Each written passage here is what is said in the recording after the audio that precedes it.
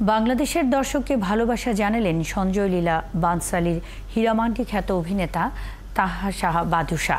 কান চলচ্চিত্র উৎসবের দ্বিতীয় দিনে ৭১-এর ক্যামেরায় আরও কথা বলেছেন এবারের উৎসবে আসার্তে রিগা বিভাগে নির্বাচিত ভারতীয় ছবি দ্য শেমলেসের অভিনেত্রী অরুশিখা দে। কান উৎসবের আরও খবর জানাচ্ছেন পার্থ সঞ্জয়।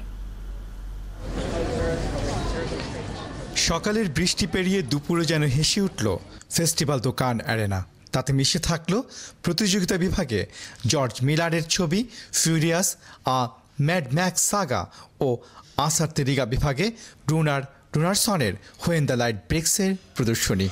দুই ছবি প্রদর্শনীর মধ্য দিয়ে উৎসবের দ্বিতীয় দিনে দুই বিভাগেই শুরু হলো ছবির লড়াই। এদিন জমজমাট ছিল ভারতীয় প্যাভিলিয়ন। নানা আয়োজনে মুখর ভারতীয় প্যাভিলিয়নে যোগ দিয়েছিলেন ফিল্ম প্রফেশনালস। এবারের উৎসবে ২৯ বছর পর প্রতিযোগিতা বিভাগে ঠাঁই করে নিয়েছে ভারতীয় ছবি। পায়েল কাপাডিয়ার all we imagine as light নিয়ে উচ্ছ্বসিত হীরামান্ডি খ্যাত অভিনেতা তাহসাহ বাদুশা। তার আগে তিনি ভালোবাসা জানালেন বাংলাদেশের দর্শককে। কেমন আছো? Lots of love, Bangladesh. This is the Indian cinema is making waves across the globe, and after 29 years, if Cannes has given it a chance, I'm sure in the next year there's going to be not one, but at least 10 or 15 films which are going to come in and it's going to make a mark.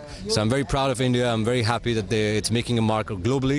আসার্তে রিগা বিভাগে এবারে আছে ভারতীয় ছবি the shameless. Constantin বোজানভের ছবিটির অন্যতম অভিনেত্রী অরুশিখা দে। এবারই প্রথম কানে এলেন এই বাঙালি অভিনেত্রী।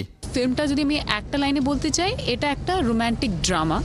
আর আমার যে ক্যারেক্টারটা, ওই ক্যারেক্টারটা আমি অ্যাজ অ্যান অ্যাক্টর সবসময় অমনি রোল করতে চাই, অমনি রোল দেখি যেটা আমি না, কিন্তু আমার থেকে একটু আলাদা। তাহলেই রোলটা করতে একটু মজা আসে, একটু ওর সম্বন্ধে পড়তে মজা আসে, ওর উপরে আরও হার্ডওয়ার্ক করতে মজা আসে। মিটু ইস্যুতে জেরবার এবারের উৎসবে এদিন দেখানো হয় জুডিথ গোদ্রেজের সিনেমা মিটু। Partha Sanjay, ৭১, Cannes, France.